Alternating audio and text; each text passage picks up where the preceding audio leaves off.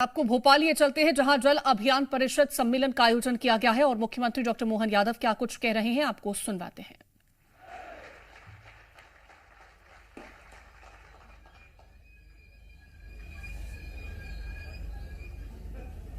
जन अभियान के आज के इस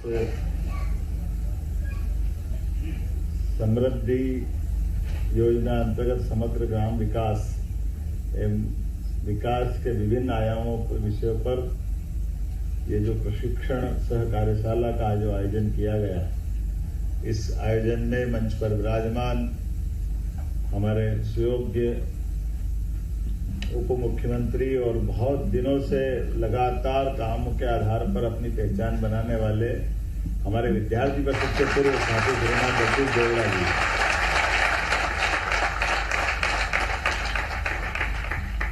इस मंच पर ही मौजूद हमारे जन अभियान के नव नियुक्त उपाध्यक्ष ना इधर ना उधर मोहन नागर,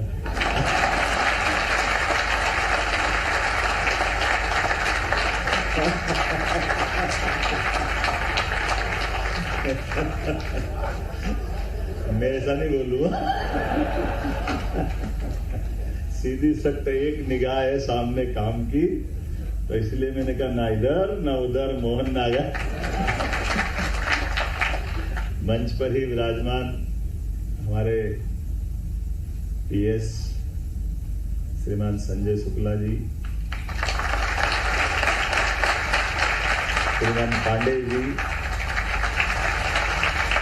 इस अवसर पर मौजूद आप सब प्यारे भाइयों बहनों, पत्रकार साथियों, जन जन के कल्याण के लिए समर्पित जन अभियान और जन अभियान का जो गठन हुआ है, वो गठन का भी गठनकर्ता स्वर्गीय अनिल माधव दवे जी को स्मरण कर रहा हूं, जिनके आधार पर ये हमारी स्वैच्छिकता, सामूहिकता, सामुदायिक सहभागिता से स्वावलंबन का विजन, ये प्रदेश के हर व्यक्ति को आत्मनिर्भर बनाने की दिशा में खासकर सरकार के साथ कदम से कदम मिला के समाज भी चले, इन दोनों के बीच जो बड़ी महत्वपूर्ण कड़ी की कल्पना की। अन्यथा हमारी सरकार और सरकार के अमले के बीच की योजनाओं को नीचे के धरातल पे ले जाने के लिए एक अपने केमिस्ट्री में उत्प्रेरक करके एक बड़ा अच्छा कैटलिस्ट है ना साइंस में, जो अपनी स्वयं की कोई इच्छा नहीं रखता है, लेकिन अपनी उपस्थिति मात्र से वो अपनी चलने वाली गतिविधियों को बढ़ा सकता है या घटा सकता है, लेकिन वो स्वयं उसमें कोई रोल अदा नहीं करता। मैं आज के इस अवसर पर आप सबकी वो जो उत्प्रेरक की भूमिका है, मैं इसका पिछला हिस्सा हटाता हूं कि घटा तो नहीं सकता लेकिन बढ़ा सकता है, ये मैं पक्का करता हूं।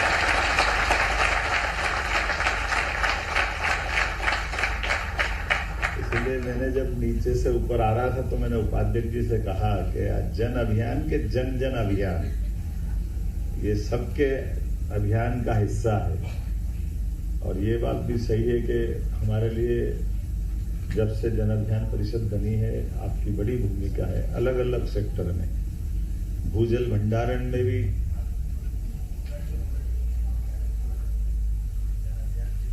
पड़े ही रहते हैं, उसका उदाहरण है। सबको 7वां वेतनमान मिला, हमको तो मिले ही नहीं।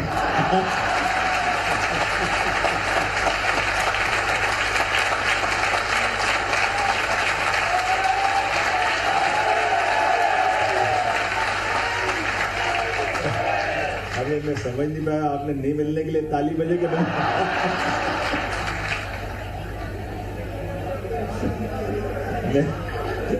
मेरे को क्या मालूम आप काय के लिए बजा।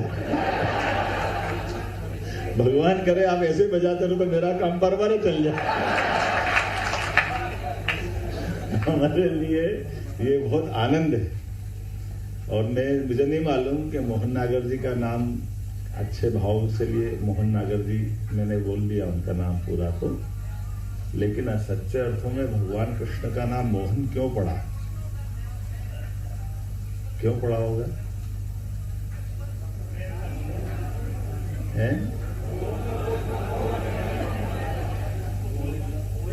मैं ऐसा उल्टा भी कहता हूं कि किसी से मोह नहीं है।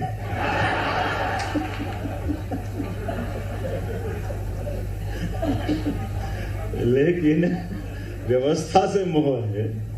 हमारे काम से अपने भगवान कृष्ण ने अपना पूरा जीवन, उनके जीवन की एक एक घटना को स्मरण करें। उनके हर नाम के पीछे अपने आप में कोई अर्थ निकलता है और हर नाम की अपनी एक महिमा भी।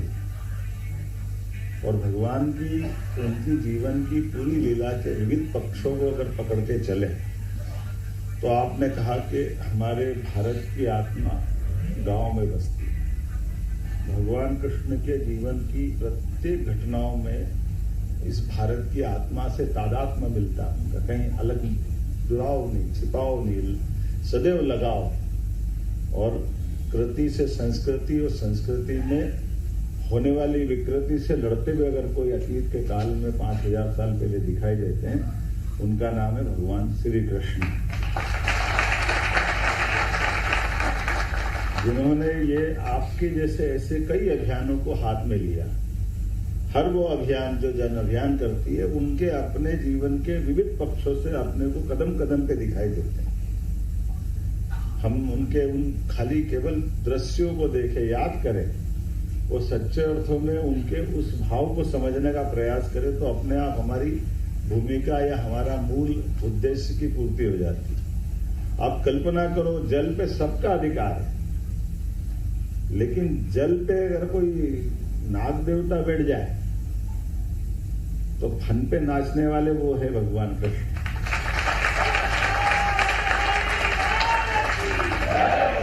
जल पे सबका अधिकार, एकाधिकार नहीं हो सकता।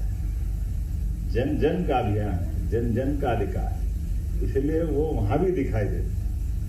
और नदी पहाड़ पर्वत तो सबके होते हैं, लेकिन वर्षा वाले अगर कोई घमंड पाल ले तो इंद्र से लड़ने वाले भी तो वही है, वो दूसरा कौन दिखा? ठीक है, बारिश होगी होगी, लेकिन बारिश की अतिवृष्टि से भी निपटना आना चाहिए और बूंद बूंद को सहेजना भी आना चाहिए। इसलिए उस घटनाक्रम से भी उनके कई सारे हिस्से जुड़ते हैं, और एक नहीं दो नहीं, लगातार। आपको मालूम होगा रासलीला काहे के लिए होती है? अगर कोई ढंग से रासलीला का कामना या केवल उसके बारे में उस पक्ष को समझेगा तो भगवान ने रासलीला केवल अपने मित्रों के साथ एक भक्ति भाव के कारण से कि ये अगर हम माने तो थोड़ा सा इसको और समझने की जरूरत पड़ेगी।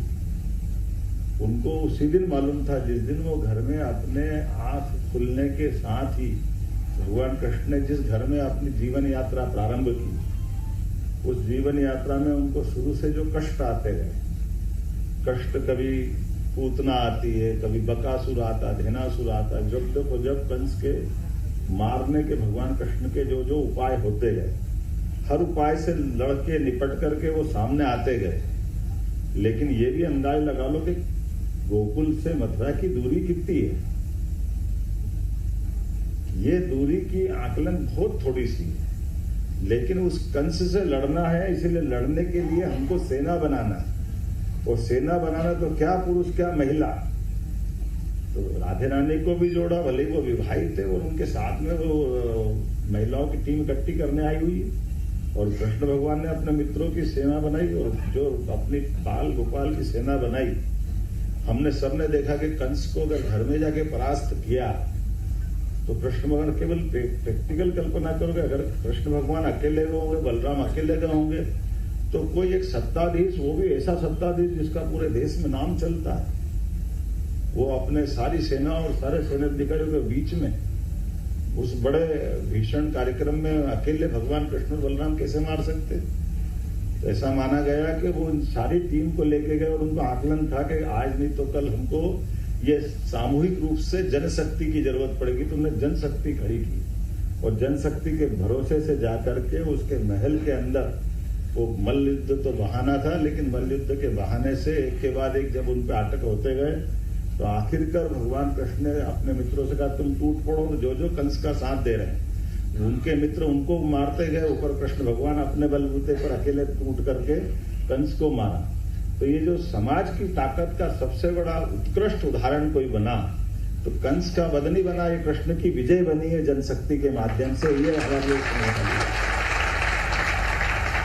समाज की ताकत मिलती तो बड़े से बड़े काम को पूरा कर सकती है। उसके बारे में इससे बड़ा उदाहरण कहाँ मिलेगा। और महिला पुरुष वो तो सबकी समानता वाला दौर था। उस दौर में उन्होंने समाज में बहनों का, भाइयों का, सबका साथ लिया। और उसके बाद के घटनाक्रम को केवल 2-3 उदाहरण से जोड़ के अपनी बात खत्म करूंगा। उनने जीवन भर गांव से प्रेम करने के कारण किसी भी महल में रहिए, हमको मालूम है वो दौर से आज तक हमेशा इस समाज में सोने चांदी के मुकुट का आकर्षण रहता है, लेकिन गांव की संस्कृति को जोड़ने के लिए हमने मोर मुकुट का हमेशा मोर मुकुट को प्राधान्यता दी है। ये गांव की आत्मा से प्रेम करने का उदाहरण है। वो द्वारकाधीश हो, इंद्रप्रस्थ हो, महाभारत का बड़ा से बड़ा युद्ध हो, हर जगह चाहे कोई भी मुकुट लगा, लेकिन मोर मुकुट लगा करके उनने अपनी जनता के साथ खड़े होने की हमेशा ये अपने मन की भावना का प्रकटीकरण किया है। ये हम सबका सौभाग्य है। आज के इस अवसर पर जन अभियान ने उसी गांव की मूल आत्मा को बचा करके, क्योंकि हम सब काल के प्रवाह में सत्ता आएगी जाएगी, शासन व्यवस्था, लेकिन इस देश की सबसे बड़ी विशेषता है कि गांव बचेंगे तो देश बचेगा। ये पक्का है। हमारी जो मूल संस्कृति जो महात्मा गांधी के शब्दों में भी है कि हमारी भारत की सच्चे अर्थ में आत्मा कहीं है तो गांव में। और इसलिए काल के प्रवाह में कई दुश्मन आए गए हमारे अपने को गुलाम बनाने के लिए, लेकिन वो नगर से आगे नहीं बढ़ पाए। और नगर तो वैसे ही हमारे पास हमने कहा ही है कि नगर की सीमाओं से गांव की सीमाओं का केवल संपर्कित भाग है। नगर ने कभी हमारे गांव को अंदर उस ढंग से प्रवेश नहीं किया है। ये हमारी अपनी विशेषता भी। इसलिए गांव स्वावलंबी रहे, वो अपनी सारी चीजों के लिए अपनी मर्यादा, अपना आचरण, अपनी व्यवस्था, स्वावलंबीपन के जो भाग वो सब बना के चलते गए। इसलिए गांव की मूल आत्मा को बचाए रखने के लिए, गांव के स्वरूप को सरकार के साथ सरोकार करने के लिए, केवल उस भाव को जिंदा रखने के लिए काल के प्रवाह में हमारे गांव और विदेशियों के गांवों को जो अंतर कर लेते हैं, ये जो शासन की व्यवस्था है, शासन की व्यवस्था में शोषण और दोहन, तो अपने क्या कह रहे हैं, दोहन। और दोहन शब्द कहां से आया है ना, ये आपने हमारे प्रचारक जी अच्छे से बताते हैं। अब आ ही रही है, हमारी गोपाष्टमी भी आ रही है और गोवर्धन पूजा भी आ ही रही है। तो हमारा जो मूल भाव है कि उस ग्वाले के समान है जो गाय माता से दूध भी लेता, लेकिन उसके बच्चे के लिए भी बचाता, और गाय माता भी अपना दूध खुद चुरा के थोड़ा बच्चे के लिए बचाती। तो लेने वाला भी पेट भर ले, लेकिन मूल चीज से भी बचे रहे। तो ऐसी व्यवस्थाओं के आधार पर गांव के अंदर की जितनी अच्छाइयां सबको पुनर्स्थापित, गांव का जल स्रोत अपना बने, गांव का ऊर्जा का स्रोत अपना बने, गांव में खेती किसानी को लेकर के हम क्या क्या कर सकते हैं, हमारे पास शासन की व्यवस्थाओं के आधार पर सामाजिक जन कल्याण की योजनाओं कैसे पालन कर सकते हैं, खेती के प्रकार कितने प्रकार से हो सकते। अभी मैं गडकरी जी के सुन के आ रहा था साहब, तो वो बता रहे थे कि अपने ब्राजील, इजराइल इधर भी थोड़े अपने लोगों को भेजना चाहिए। तो बता रहे थे हम सोयाबीन अभी अपने खेत में कितनी होती है पर बीघा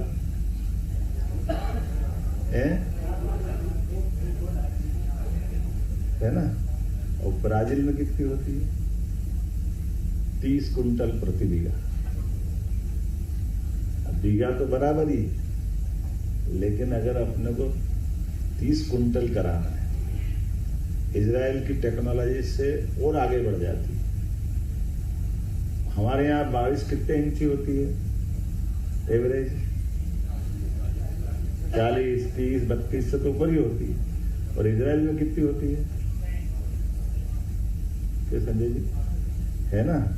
तो बूंद बूंद पानी को सहेजते हुए हमारे यहाँ गौ माता के दूध की बात करें तो अभी अपने यहाँ हमारी देसी नस्लों के बारे में बहुत सारी आप सबको तो क्या बताना, लेकिन इस व्यवस्था के लिए सरकार ने दो तीन निर्णय किए, वो आपको बताना चाहूँ। तो जो हमारे लिए आमतौर पर चुनाव के लिए हम कोई काम करें, चुनाव 5 साल में एक बार, जोरदार अभिनंदन करो माननीय नरेंद्र मोदी जी का, जिनने कहा हमारे देश में इलेक्शन जरूरी है, लेकिन इलेक्शन से पहले नेशन भी तो जरूरी है, राष्ट्र तो जरूरी है। केवल इलेक्शन के लिए नेशन नहीं चाहिए, नेशन के लिए इलेक्शन चाहिए। और नेशन के लिए इलेक्शन के लिए क्या होना चाहिए? निश्चित रूप से एक बार चुनाव करा लो, इस बार या उस बार, जो होगा हो जाएगा। लेकिन ये अलग वो अलग वो अलग, रोज रोज चुनाव कराओ, ये नाटक कहां से लाए? आपकी जानकारी, अतीत के प्रवाह में जो आज विरोध कर रहे हैं उनके बाप दादा नहीं बिगाड़े हैं, दूसरा कोई नहीं आया, नहीं तो एक साथ ही होते थे। 69 के बाद तत्कालीन प्रधानमंत्री ने उन्हें ही बिगाड़ा था। और ये भी मजेदार जोरदार चीज है। मैं एक छोटा सा किस्सा सुना के मेरी बात खत्म करूंगा। हम में से कई सारे लोग यहाँ उज्जैन वाले भी बैठे हुए, मालवा के लोग भी हैं, बाकी प्रदेश के भी हैं। हाट बाजार में मैं मिडिल में था, बुधवारे हाई स्कूल में मेरे अपना पढ़ाई करके निकल रहा था, वहीं बुधवारे हाट लगता था सामने स्कूल के बाहर ही। तो अपना बस्ता लेके निकला तो सामने डमरू बजाते हुए एक मंजन बेचने वाला था। और मंजन बेचने वाले ने कहा कि मैं ये सांप है, ये नेवला है, इधर डंडा मारे सांप को तो वो सांप उछले, नेवले को डंडा मारे वो उछले, बंदा बेचारा जाएगा ही नहीं उधर, टोकरी में से कहाँ जाएगा? तो डरा दिखाया कि देखो ये सांप है, नेवला, ऐसे लड़ूंगा ऐसे लड़ूंगा, ये कभी काट देगा, ये कर देगा वो कर देगा। अपने को मजा आया, चलो ये अच्छा, चलो इनकी लड़ाई देखते हैं आज। अब मैं खड़ा हो गया, धीरे धीरे करके एक आए दो आए, वो डमरू बजाते हुए धीरे धीरे भीड़ इकट्ठी करी। मालूम पड़ा कि उसने 100-150 लोग से ज्यादा इकट्ठे कर लिए। और इकट्ठे करने के बाद उन्होंने कहा ये सांप नेवले को, नेवला सांप को अब देखो किसको कौन मारता बताता हूँ। और होता यही है कि नेवला जीतता है, सांप के टुकड़े कर देगा। ऐसे करते करते उसने बात अपनी जमाई, अच्छे 100-150 की भीड़ हो गई। बात करते करते करते उसने धीरे से, कब पता नहीं चला क्या हुआ, और धीरे से कहा कि देखो ये नेवला काटता कैसे है? सांप को दांत से काटता है, दांत नेवले जैसे होना चाहिए। और मंजन की डब्बी निकाली उसने अपनी दिल।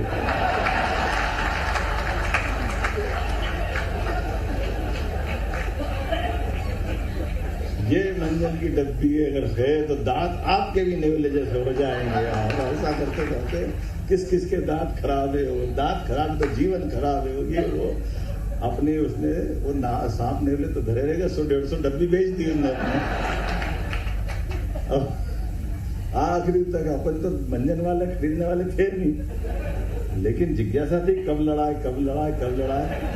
हम तो खड़े रहे आखिरी तक, धीरे धीरे करके सब जाने लगे आखिरी तक। फिर मैं अकेला बच गया, सबसे पहले मैं ही खड़ा था। उसने भी सांप को पिटारी में बंद करा, नेवले। मैंने कहा भैया ये तू बंद कर रहे, इनको लड़ाएगा कब? तो उसने कहा भैया तुम घर जाओ, मेरे को कल फिर मंजन बेचना है।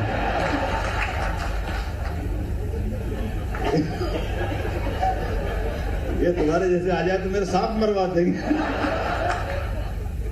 इतना गौर से कोई नहीं देखता मेरे को तो रोज मंजन, बाल बच्चे पालना है। मेरे को समझ में आ गया कि कांग्रेस के लोग ऐसे ही करते, मंजन बेचते।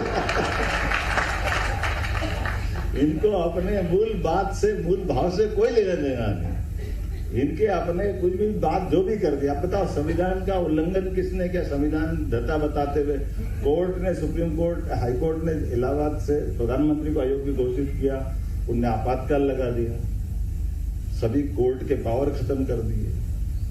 आरक्षण का सबसे बड़ा खिलवाड़ यही हुआ। 25 साल ही तो हुए थे उस समय केवल, लेकिन 25 साल के अंदर संविधान की बैंड बजाने का काम अगर किसी ने किया तो जोरदार अभिनंदन करो विपक्ष वालों का, जिन्होंने, और अपनी सेना वालों के लिए और जोरदार ताली बजाओ। हमारी सारी सेना को, सेना, समाज, और विपक्षी दलों ने डटकर विरोध किया और इस देश में कोई दूसरी व्यवस्था नहीं बनी। समाज ने विरोध किया और अगला चुनाव आया तो इनको धूल चटा दी, बिल्कुल औकात में ला दी। तो ये जो समाज की चेतना, इस चेतना को बनाए रखना भी ये जन अभियान का काम है। हमारे स्वाभाविक गुण है, हम अन्याय के खिलाफ बोलें और अन्याय होने वाली व्यवस्थाओं के खिलाफ समाज को जागृत रखना, चैतन्य रखना, उस चेतना को जगाए रखना, ये जन अभियान परिषद का काम है। तो मैं आज के इस अवसर पर आप सबके प्रति शुभकामना देता हूं, बधाई देता हूं और उम्मीद करता हूं कि आज आया हूं, आगे भी आता रहूंगा। तो हमारे बीच में ऐसे कई अभियान है जिन अभियानों को लेकर के आप और हम अभी योजना बनाएंगे। तो कई सेक्टर में हमने आगे बढ़ने के संकल्प लिए हैं। जैसे उदाहरण के लिए दूध उत्पादन को लेकर आप अंदाज लगा लो, इस प्रदेश के अंदर हमारे दूध उत्पादन की वर्तमान क्षमता देश के कुल दूध उत्पादन पे 9% है। तो 9% है उत्पादन की क्षमता है। कृषि उत्पादन क्षमता 25% चली गई। लेकिन जब 31% फॉरेस्ट का एरिया है तो स्वाभाविक रूप से हमारी जितनी खेती हो सकती है वो खेती तक हम पहुंच गए। लेकिन अब जो जिनके पास कोई वन ग्राम में है उनकी आमदनी बढ़ाना है तो खेती से तो नहीं बढ़ाएंगे, तो उनको दूध से बढ़वा सकते हैं। उनकी आमदनी कैसे बढ़ाएं? ऐसी बड़ी आबादी जिनको इस प्रकार से जो खेती कर रहे हैं उनकी खेती की क्षमता नई टेक्नोलॉजी से विदेश से जाकर के कुछ लोगों को ट्रेन करके वो मॉडल अपन सामने लाएं। जो हो सकता उसको बेहतर से बेहतर करें। जल भंडारण क्षमता बढ़ाएं, अनाज भंडारण क्षमता बढ़ाएं, शासन की योजनाओं का नीचे तक लाभ पहुंचाएं। कितने प्रकार से लाभ दे सकते हैं। आज के जमाने में वो सारे लाभ दिलाने के लिए सरकार योजना बनाती है, लेकिन सरकार की योजनाओं को बनाने के लिए एक छोटा सा उदाहरण देके अपनी बात समाप्त करूंगा। भगवान राम अपने पिताजी महाराज दशरथ के महल में आनंद से समय शिक्षा के बाद का निकाल रहे थे और बगल के जंगल में राक्षसों ने ऋषि मुनियों के हड्डी के ढेर बना दी। तो विश्वामित्र आए, उन्होंने कहा भैया महाराज मेरे को आपके बेटे चाहिए। तो उन्होंने कहा बेटे क्यों चाहिए? पहले वो पास में राक्षस बहुत आतंक कर रहे हैं तो ये इनसे निपट लेंगे। मैंने कहा ये निपट लेंगे तो ये क्या निपटेंगे? तो ये सुकुमार है, अभी तो इनने जीवन में देखा ही क्या है। हमारी सेना ले जाओ, सेना से सब निपट लेंगे। तो नहीं सेना नहीं चाहिए, ये चाहिए। मैंने कहा ये और आप बड़ा कुछ अभियान हो तो मैं वो मदद कर देता हूँ।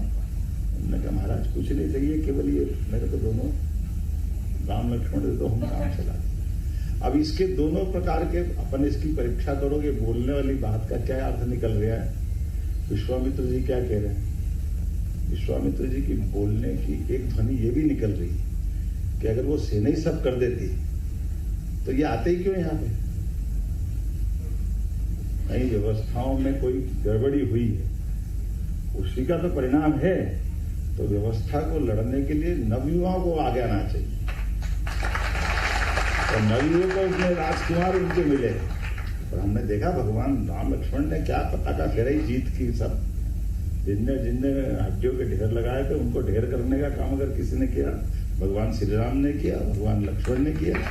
और उतना ही नहीं, जब पुरुषार्थ जागृत होता तो माता सीता को भी लेके आते और आनंद आया। उसके बाद ये हमारे सबके लिए पूरे रामायण से सीखते कि नहीं सीखते।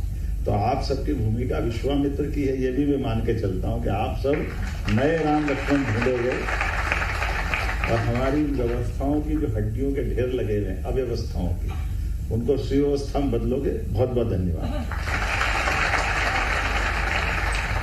आभार प्रदर्शन के लिए प्रवीण पवार।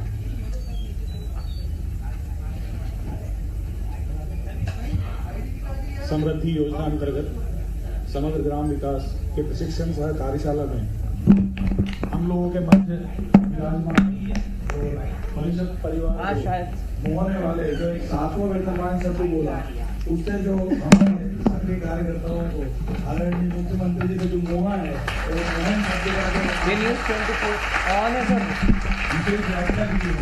ऐसे हमारे पालक हमारे मध्य प्रदेश